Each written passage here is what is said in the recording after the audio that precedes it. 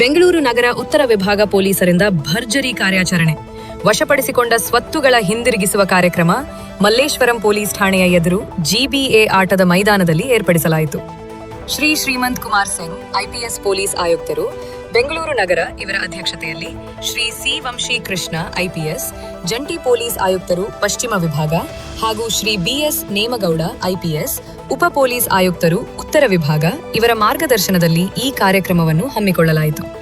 ಬೆಂಗಳೂರು ನಗರ ಉತ್ತರ ವಿಭಾಗದ ಪೊಲೀಸ್ ಠಾಣಾ ಸರಹದ್ದುಗಳಲ್ಲಿ ಹಾಗೂ ಬೆಂಗಳೂರು ನಗರ ಮತ್ತು ಇತರೆ ಪೊಲೀಸ್ ಠಾಣೆಗಳಲ್ಲಿ ಹಗಲು ಮತ್ತು ರಾತ್ರಿ ಕನ್ನ ಕಳವು, ವಾಹನ ಕಳವು ಪ್ರಕರಣಗಳ ಸೇರಿದಂತೆ ಒಟ್ಟು 75 ಪ್ರಕರಣಗಳನ್ನು ಭೇದಿಸಿ ಪ್ರಕರಣಗಳಲ್ಲಿ ಭಾಗಿಯಾಗಿದ್ದ ಒಟ್ಟು 8 ಆರೋಪಿಗಳನ್ನು ಬಂಧಿಸಿ ಅವರುಗಳ ವಶದಿಂದ ಸುಮಾರು 1,76,26,495 ರೂಪಾಯಿ ಮೌಲ್ಯದ 1 ಕಿಲೋಗ್ರಾಂ 879 ಗ್ರಾಂ ಚಿನ್ನಾಭರಣ,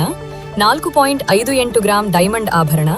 1 ಕಿಲೋಗ್ರಾಂ 773 ಗ್ರಾಂ ಬೆಳ್ಳಿಯ ವಸ್ತುಗಳ 54 ದ್ವಿಚಕ್ರ ವಾಹನಗಳು,